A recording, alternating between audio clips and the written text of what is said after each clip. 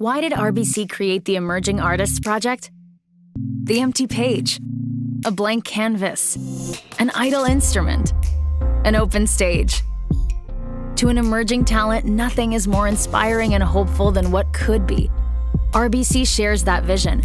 We deeply value the artists who inspire creativity and imagination and who contribute to the fabric and strength of our communities.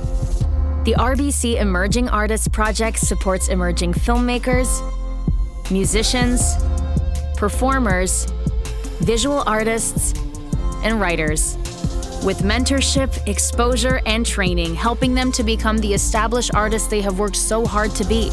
From the over 13,000 artists across Canada the project has reached so far, to the many more it will help tomorrow, RBC is honored to play our role in supporting Canada's great emerging talents. While we are gathering virtually today, I'd like to take a moment to acknowledge the importance of the land that we each call home. We do this to reaffirm our commitment to and responsibility for improving relationships between nations and our understanding of local Indigenous peoples and their cultures. We broadcast from Toronto, the traditional territory of the Mississaugas of the New Credit, the Anishinaabe, the Chippewa, the Haudenosaunee, and the Wendat peoples.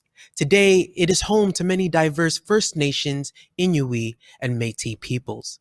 Please join us in a moment of reflection to consider how we can, each in our own way, move forward in the spirit of reconciliation and collaboration.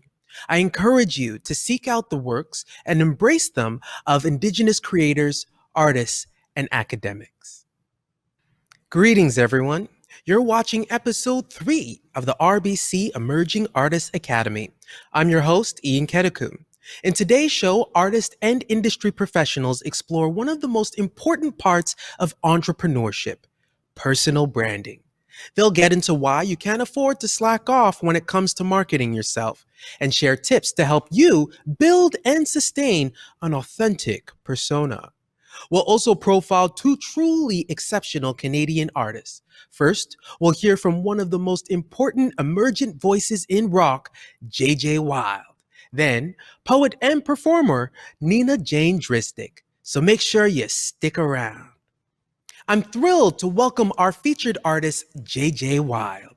Mixing the unfiltered narratives of her life with a gritty and rousing strain of rock and roll, Canadian singer-songwriter J.J. Wilde introduced herself into the world with a string of singles in 2019. A native of Kitchener, Ontario, she began writing and playing guitar in her teens and spent much of her early 20s trying to break into the Canadian music industry. In 2018, JJ found herself at a crossroad. While working 3 jobs and still pursuing music, she questioned whether or not to shelve her musical ambitions. She decided to stick with it and almost immediately landed management and a label deal with Black Box Recordings. She made history with her debut single, The Rush, as the first female artist to simultaneously hit #1 on all 3 media-based radio rock charts in Canada. Here to present an exclusive performance, please welcome J.J. Wilde. Hey guys, I'm J.J. Wilde. Thank you, Ian, for that lovely introduction. Welcome to my studio. I'm going to play one of my songs for you today called The Rush.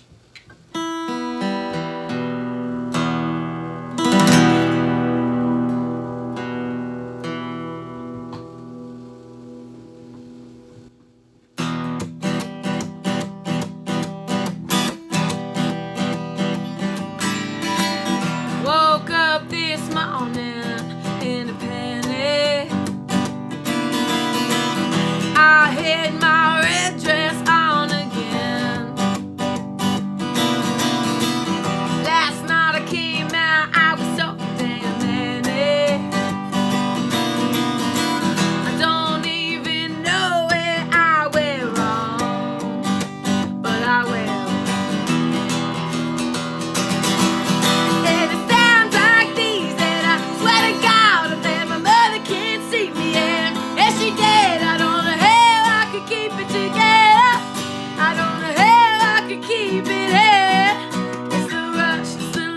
you can't trust. It's the rush, it's the lust you can't trust.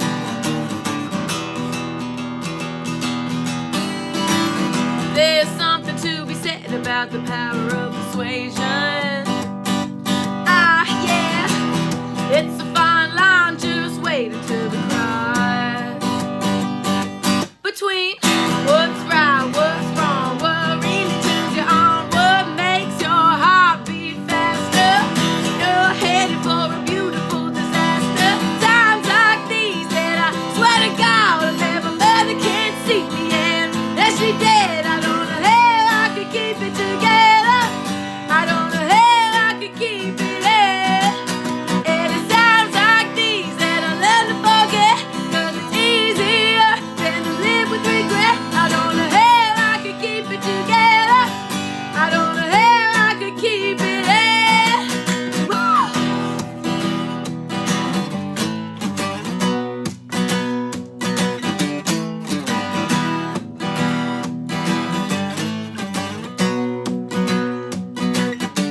It's the rush, it's the lust you can't trust.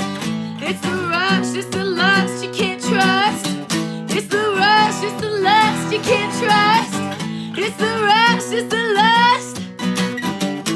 And it's times like these that I swear to God, I bet my mother can't see me, and if she did, I don't know how I could keep it together.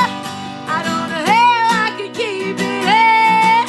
And it's times like these that I learn to forget, 'cause it's easier than to live with regret. I don't know how I could keep it together. I don't know how I could keep it in. It's the rush, it's the lust you can't trust. It's the rush, it's the lust you can't trust. It's the rush, it's the lust you can't trust.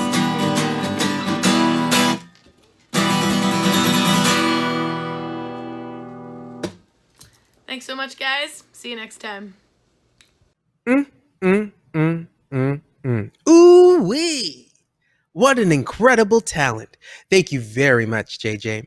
Now that we're all warmed up, let's dive into today's main discussion, Branding 101 for Artists. Our moderator for today's conversation is Matt McGlynn, Vice President of Brand Marketing for RBC. He oversees enterprise-wide sponsorship, youth marketing, brand strategy, and events. With more than 15 years of marketing experience, he's gained a holistic approach to the industry. As a former graphic designer, he brings a unique perspective to his practice. Prior to RBC, Matt worked with Maple Leaf Sports and Entertainment and PlayStation with Sony. I'll hand it over to you now, Matt. Awesome. Well, thanks so much, Ian, for the kind introduction. Obviously, I'm really excited to be here talking to these industry experts about brand. I'm blessed and lucky enough to run the brand strategy at one of the largest companies in Canada, in RBC. And obviously, brand is something that I'm really passionate about. And at its core, I think brand is really how you make people feel at all touch points, right? How you engage, how you connect. And I think the same is true with personal brand and what artists are going through today. So I think, the business acumen within, the performing arts, specifically in music, as well as other arts, has just become so much more important and accelerated during the pandemic. So I'm excited to have this conversation today. So today we've pulled together a great group of experts. I'm going to introduce you quickly to the panelists if they want to say a couple words about themselves and what they're working on and why we should care about what they're saying. I'll leave it to them. But first, we'll go with Nick Hodge, obviously head of Feldman Entertainment Partnerships at the Feldman Agency, and someone who I've known for a couple of years. But Nick, do you want to do a quick intro on yourself? Yeah, absolutely. Thanks for having me, guys. Excited to talk to you guys. We work with RBC on a few programs over the years, and excited to to have this conversation. And appreciate you having us. So I head up brand partnerships at the Feldman Agency.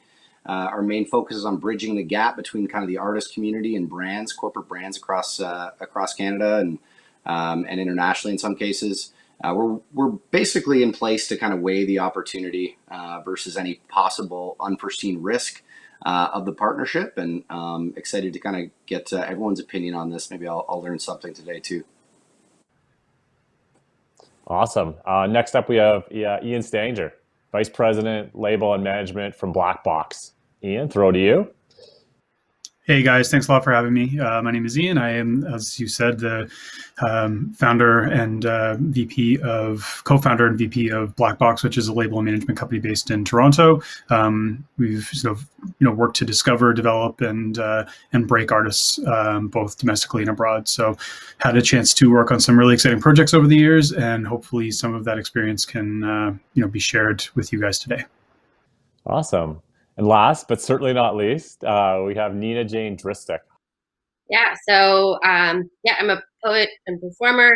I'm an emerging artist. I was nominated for the Bronwyn Wells Award with the Writers Trust, which is why I'm here today. I've been working on becoming a writer for a long time.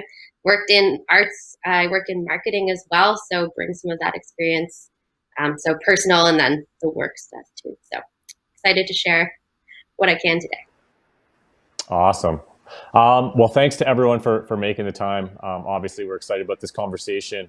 But the first question I wanted to pose to all of you is, what do you feel it means to build or establish a brand? What are some of the core ingredients to brand strategy? I always find brand strategy as a terminology is something that's just kind of thrown out there haphazardly. But what are those elements to you? And I think we'll start off with Nick.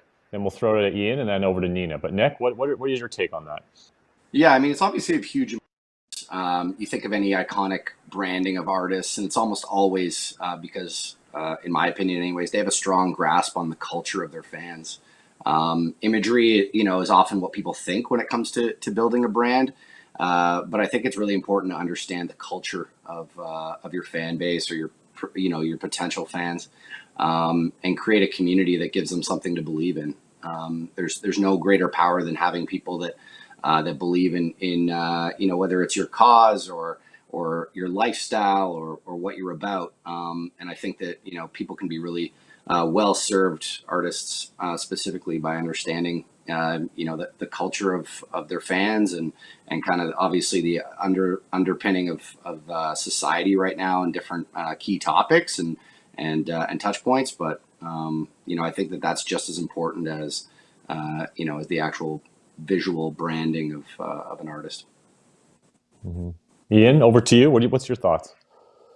I think that's all super valid, and I would echo a lot of that from my experience. I think sort of developing brand from an early time in one's career. I think the most important thing is vision and just really understanding sort of who you are, what you're about, like what you're comfortable with, and sort of taking a holistic approach to what that means, whether that's visuals, aesthetic, messaging, how you sort of are interacting, because and then at some point connecting that to the community, as Nick alluded to. I think having that vision, understanding who you are, is really the most genuine starting point for anybody trying to figure out what their brand should be, artistic or otherwise.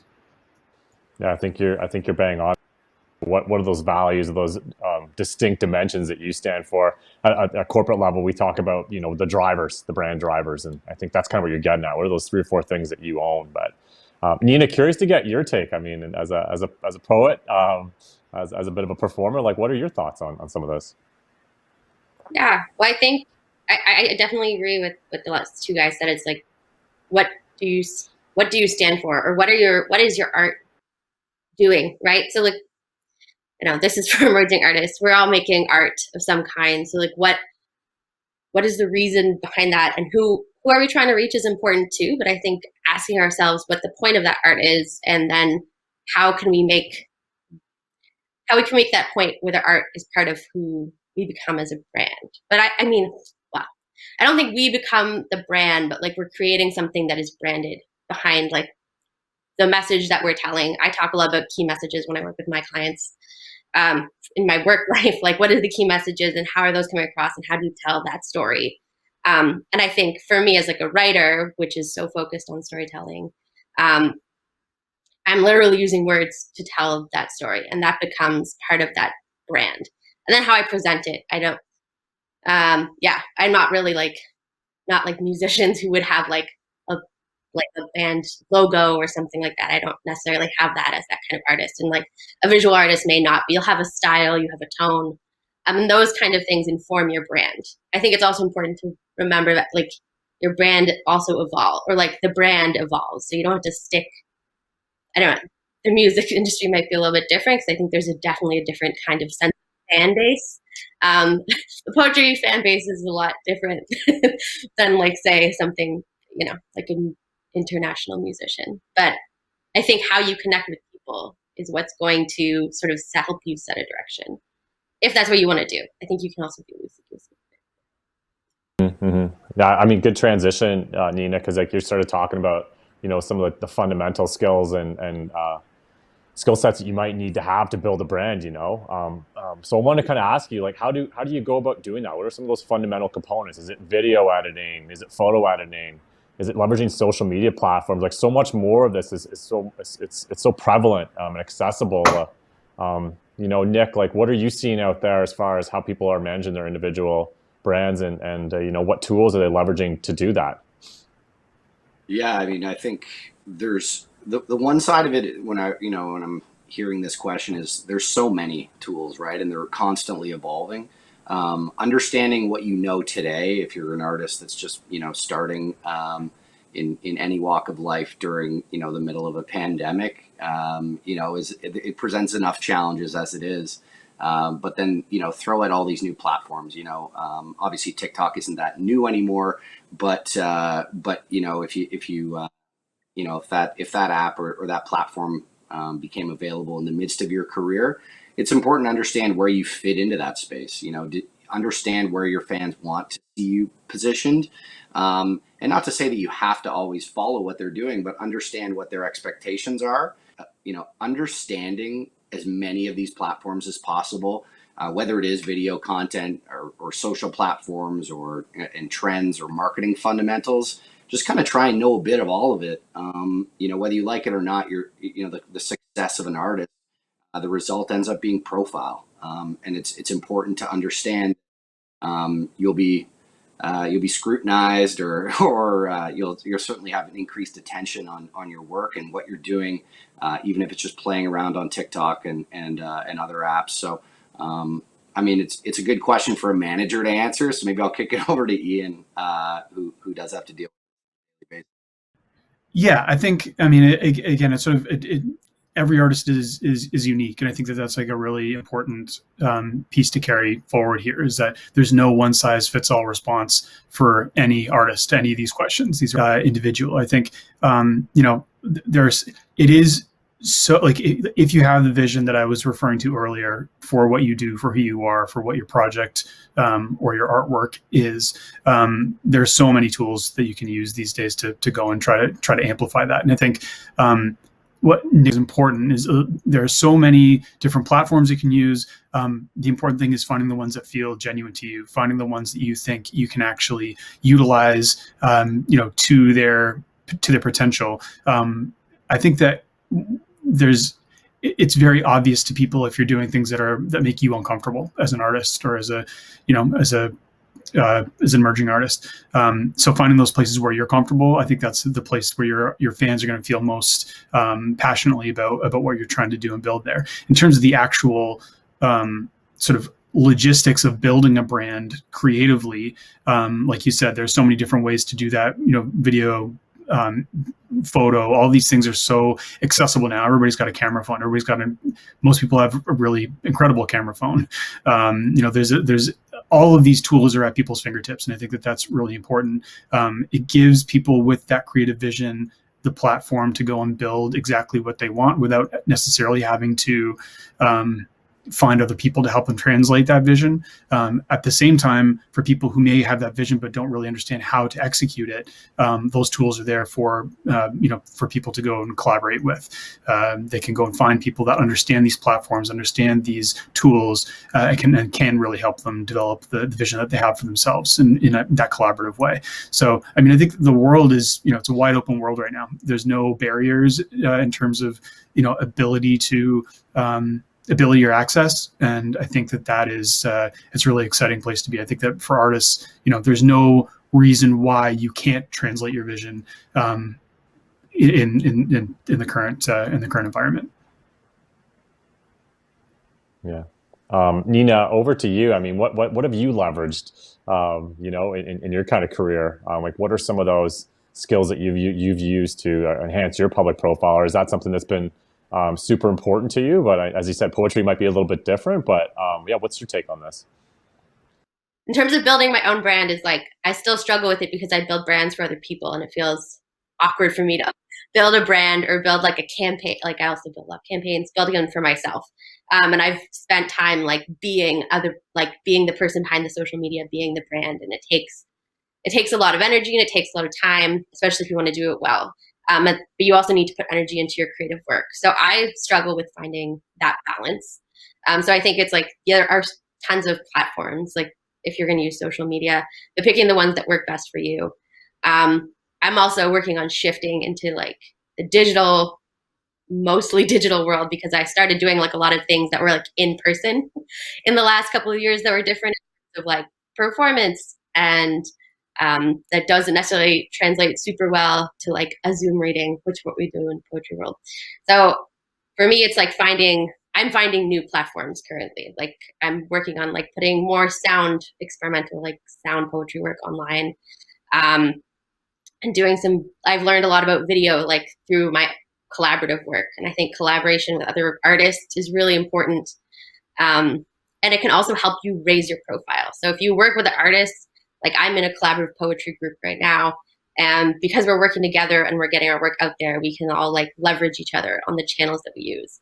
Nina, you're setting me up for all these questions. It's amazing. It's like we've coordinated it somehow. But obviously, as your career does progress, and you talked a bit about telling stories for other people, like what advice? I mean, Ian and Nick might have a different perspective on this. Would you have for artists comes to trusting other people with their vision, right? Because it hits a certain point in your career where you have to employ someone to create something for you, or create some sort of brand around you. But like, what advice do you have for those people when they're starting out? Because authenticity is so important, as you said, and no one looks like they sold out, right? So, Nick, let's start with you. Like, how do you go about it? What's the process with you in engaging artists?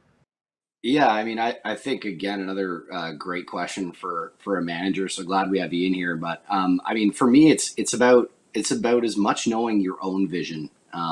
And really, to be able to articulate it, you need to be living that. And especially as an artist, it's so important that you're about your music, but you're also about, be about something, right? Be something that people are interested in following your story and understanding that. But beyond that, I mean, find someone obviously that you're going to want to spend a lot of time with, especially if it's a manager or building that team around you, because that person ends up being, right beside you kind of along the entire journey. You saw The Weeknd and Cash this weekend driving around in, their golf cart backstage at the Super Bowl. Cash has been there since kind of day one and helping to build that career. And certainly there are times when management changes. But I've seen, some great examples of artists we work with who have, entrusted people with their career, like Ian with JJ Wild or the Glorious Sons.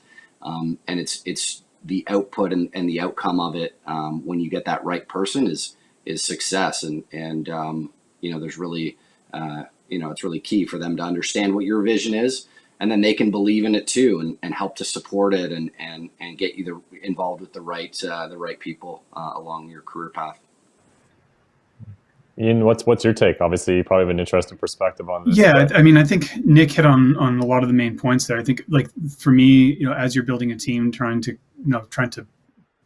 amplify your vision, trying to stay authentic, trying to really sort of curate it. It's just really important to find somebody who shares that vision, who understands it intimately.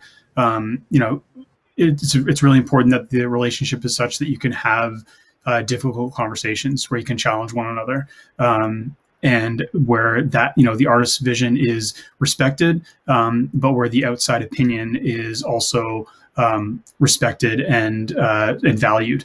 And that doesn't necessarily mean that there's always going to be a right or wrong answer on either side. But I think that that sort of the challenging of sort of viewpoints and values and strategies is really important. You can really only do that if it's a partnership that really does, is really based on trust, is really based on a shared vision. You grow, as you sort of mentioned, the cash and weekend example. At some point, those, like the vision, the artist vision, and the management's sort of strategy or sort of contribution to that vision, they really sort of become one. And I think that's when you've got a really successful sort of partnership and a successful strategy to move forward with. And Nina, from your perspective, I know some of the stuff you've been doing for yourself is obviously focused on you and your craft, but maybe even some of the stuff you've done for other people as far as communicating their vision and what they're trying to do, whether that be individuals or companies. What's your take on this topic? Yeah, well, I was definitely going to speak to my more work experience. I think, when I work with clients and I work with nonprofit organizations, and for the most part, it's about building a relationship and making sure that when we're talking about their message or we're talking about their branding or the campaign, that we understand where they're coming from and that we are telling their story and that we serve that. Like, we're employed to serve them. So it's really about asking them and making sure we have that relationship building happening. So I think for me, it comes down to relationships. Even if you're building your own brand and if you're still at like the emerging stage of your career, maybe you're not, employing someone who's going to help you, like get you out there first. You're going to start building a network. And those people can help you sort of like figure out who you are and what you want to do. And those relationships are really important at that stage. And then I think when you move on, making sure that, the people you're working with understand where you're coming from. But you also want to be open to listening to their own advice too. Because I think, I see this with clients as well, where they're like, this is what we want to do. And this is how we think we have to do it. And you're like, well, maybe that's not the right marketing approach. Like, we don't want to put like that message here because it's going to overshadow like this part of what you're trying to do. Or like, I design a lot of websites like, oh, this has to be here. And I was like, actually, that's not very helpful for your audience who wants to like access the information in a clear way. So I think there also has to be a level of trust in that relationship building. It's a two-way street, but like if someone's working for you, you want to make sure that they understand what your vision is. And as an artist, like what your art is and what you're trying to do with it. Yeah, it sounds a lot like it's trust, collaboration, and honest conversations. Let's mix it up a bit. Or maybe I'll throw to Ian here. Can you give us a bit of insight on what the team looks like around an artist? Like what is the relationship of the manager to the publicist to the booking agent to the social media? Like, is there one kind of standard approach to this, or is it depend on the individual or the artist themselves? I think, I come at it from a bit of a unique perspective from a management and an independent label perspective, because for us, like I said before, there is no one size fits all solution for any artist. It's really what makes sense for each individual project. I think sometimes in the major label system, when you're sort of fed through to sort of centralized teams and like on those within those companies, sometimes there can be a bit of a more homogenous kind of approach to it. But for us, I think it is really important to find the right person, the right fit to sort of build that team around. I think it's important to find the person that truly does understand the project and understands their role in that project and how they can actually help bring that to life. Using their expertise, using their network of contacts, using their experience, but doing that all through the lens of the artist project. And how that sort of how those things come together. So I'm not sure if that sort of fully answers the question. That's sort of the short answer. There's probably a much longer answer in there somewhere. Well, I think you're right. It kind of depends on the actor and on the performer and so on and what their comfort level is. Selfishly, I want to change gears a bit because obviously RBC has been involved in the music space as well as emerging artist space, whether that's been written visual arts and so on. But maybe I'll go to Nick and Nina on this one. But Nick, like I'm still shocked that there's a lot of musicians out there or artists that just don't leverage brands and brand partnerships. Do you feel like there's like this reticence to do that? Like we know that the emerging artists throughout the pandemic have been impacted more so than ever, and one revenue stream that they could tap into is sponsorship. But what perspective, like, do you feel like they could be doing more? And if they're not, like, what's the hesitation? Yeah, I think that and it's a great question because again, there's a really long answer to this as well. But I'll try and summarize it. I think personally, a lot of artists and teams are they're doing their due diligence and assessing so many scenarios.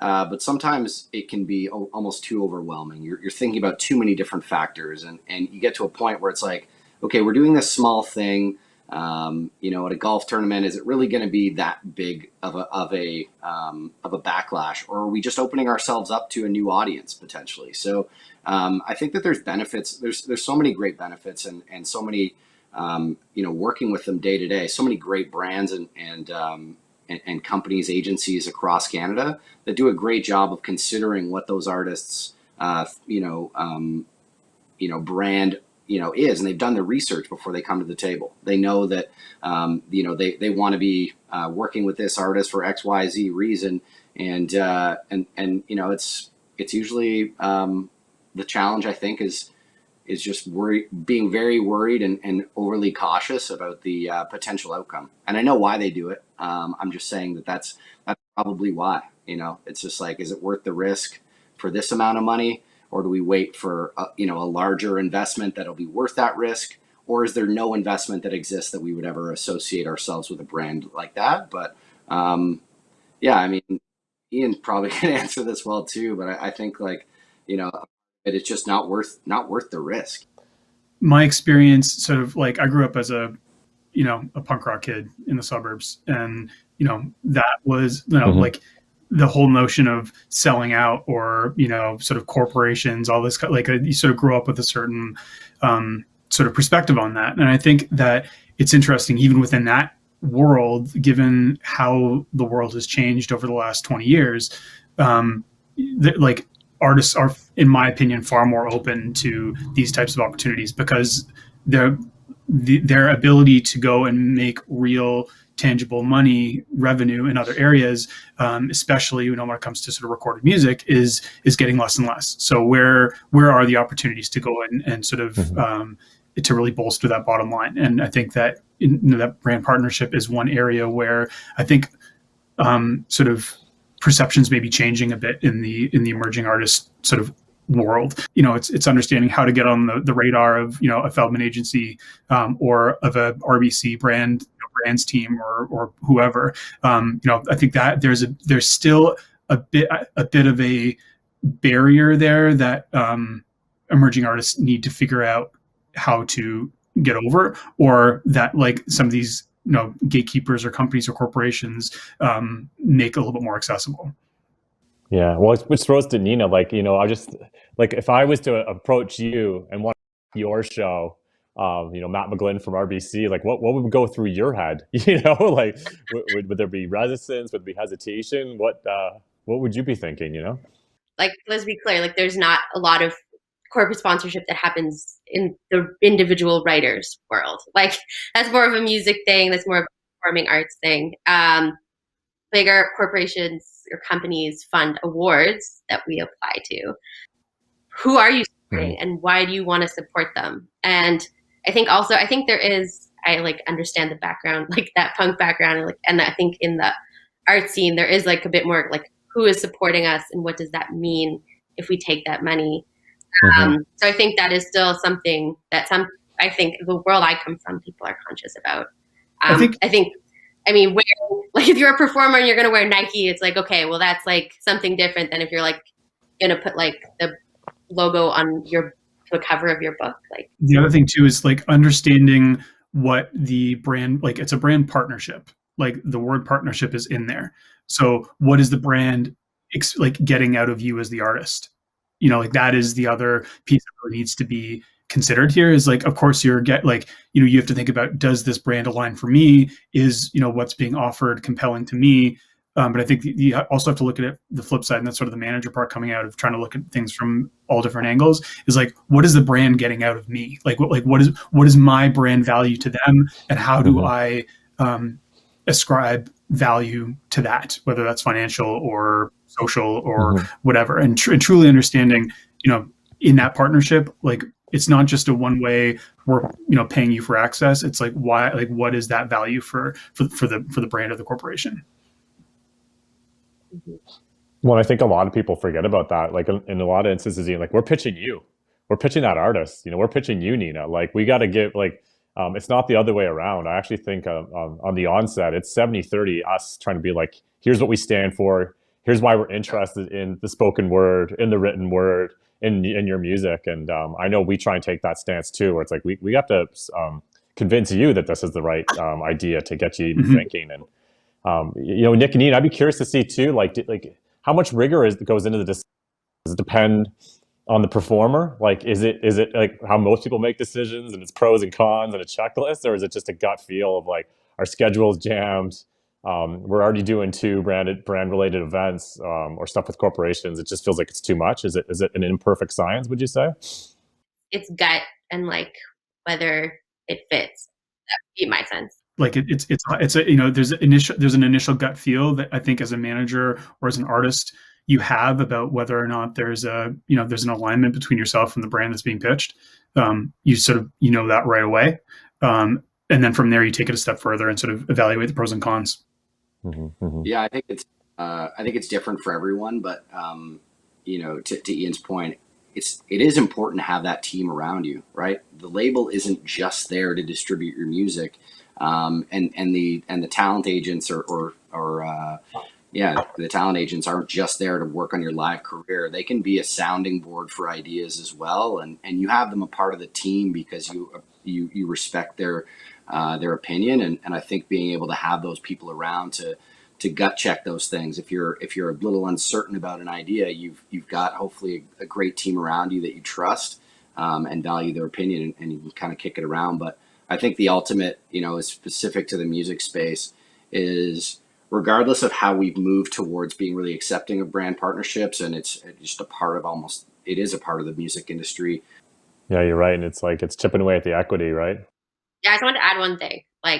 So just from an emerging level, and if you don't have that team around you, and you're not sure if it's a right opportunity, again, ask your network and ask your friends. And real life experiences today, was I going to do this panel today? And did this feel like the right fit? And that was a bit, I don't know, as you guys were talking, I was like, oh yeah, I did. I talked to the person running this. I was like, does this make sense? Is this something I feel I can talk about and that I have something to say? And it's an RBC event. Am I okay with that? I don't know. There's things too. So I was like, oh, this is a good kind of example. Though it's not nearly a big branding sign or something. Well, in some ways too, it's funny at the emerging artist level, it's almost like people might be a little bit more, even because it's you as an individual, right, Nina? You're attaching yourself versus something that's become a brand, or a band that's become a brand, or something bigger than itself. But okay, in terms of, and I think this is the final question, but in terms of people who have done branding right. Now, this doesn't mean at scale. This could be someone smaller too, or more obscure that we're not aware of. But I want to kind of go around the horn and get an understanding of who stands out in your mind from a branding perspective, and who's done it right. And it doesn't have to be a known name, as long as you can rationalize why you put them on your number one on your list. But Nick, do you want to go we'll go you, Ian, and then Nina? Is that cool? Yeah, for sure. I mean, I've got a ton of examples. I think just something that was really struck a chord more recently was the work that MGK, Machine Gun Kelly, did on his most recent record, and the Fallout High, and sending these influencer packs to all of his friends, and really building out that brand. I think it was, it was obviously attached to a huge project that he had that's been insanely successful. So, maybe that is why I think so highly of it. But I think it was a brand that really, I think, resonates well for his fan base. I can't say that I'm necessarily in that demographic that he's trying to reach, or a huge fan, but I see the fit. MGK's done a really good job, I think. Even the type of music he plays, it's almost a horizontal, right? It's a blend of so many things, and he's a great case study. I mean, I think in-house for one of the artists we work with is probably JJ Wild. She's a female rock artist. for context, her song "The Rush" went #1 back in June on 3 different rock charts in Canada, and she's the first female to do so. And she's lasted there at #1 for 10 weeks, which is the longest any track has ever lasted at #1 across all three charts. And it was an interesting road to get there, and by no means is that the end of the road. That's really sort of the first milestone. But we had, sort of rolled that project out over approximately 18 months leading up to that point, which included, over a year of heavy sort of grassroots touring in the US to sort of build audience and build buy-in before we even came back to Canada. And she's Canadian. Yeah, I know, it's such a great example, I think, Ian. Yeah, I think as brand marketers, you're always trying to strive for that consistency and that coherency. And sometimes it's nice just to have a little bit of that variety, right, that Jay just brought to the table. So it's such a great example. Nina, what are your thoughts on here? Do you have anything that's kind of, peaking in your mind on something you want to discuss? Sure. Well, I mean, I think coming from the world I come from, like poetry, like Rupi Kaur, who I don't know if you guys heard of her, but it's like Canadian woman who started as an Instagram poet, published her first book, and is like actually one of the biggest selling poets worldwide right now, still, I think, now. And she's been at it for a couple of years and really started, I mean, we're talking about emerging artists, like started on social media, getting her work out there with illustration, as now on her third book, just came out in the fall, and is like, poetry's not a really big world. And it's like my friends who are not poets know who she is and are familiar with her work. And she's like, I don't know, there's divisiveness there about her work. It also speaks to a lot of people. She's really attracted an audience. She knows her audience. Like if you read her work, if you follow her, you can tell that. And I think that's a really great example of that. And I see other poets like at emerging level, and I'm going to mention two friends here, my friends Conyer Clayton and Ellen Johnson, also have this like level of like knowing who their audience is and what they are. And they are consistent in terms of like what they support, what their messaging is. Well, listen, that kind of concludes our chat today. Thank all of you for coming on and being honest, talking about brand strategy, being authentic to yourself, leveraging social platforms, brand partnerships, who's doing it right. It was a wide-ranging conversation, and I know all the young people listening are really going to appreciate having your insight and experience and experiences you shared over your career so far to help them shape theirs. So we look forward to connecting on future episodes of the RBC Emerging Artists Academy. And with that, I'll throw it back to Ian. A big thank you to Matt and our panel of experts for joining us. What an informative discussion. Next up, let's take a look at this episode's emerging artist, poet, writer, and performer, Nina Jane Drystek. Shortlisted for the 2020 Bronwyn Wallace Poetry Prize, her poetry has appeared in numerous journals, and her visual sound poem, The New Rose Suite, was published as a chapbook. She's the co-founder of the Riverbed Reading Series, writes collaborative poetry as a member of Seven, and performs sound poetry with the ensemble Quatuor Gwaluur. In her day-to-day life, she's a writer, strategist, and project manager at Spruce Creative, a marketing and design agency.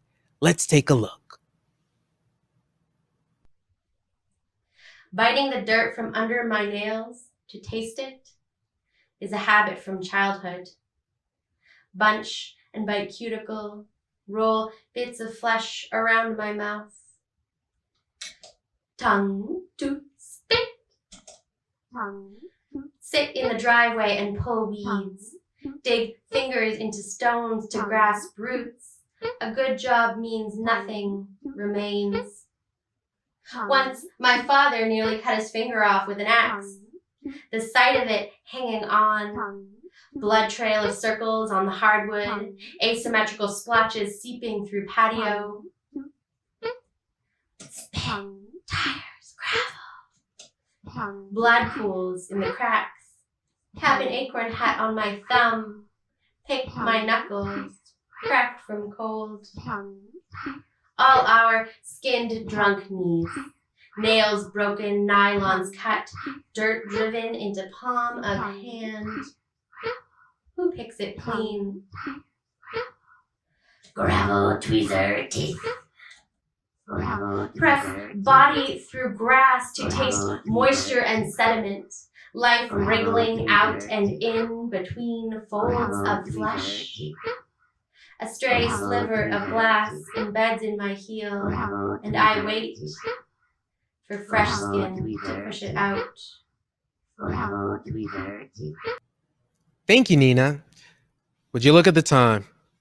Guess that's it for today. A special thanks to our guest experts and more importantly to the artist community for joining us today. If you've got something to say, remember the conversation doesn't have to stop here.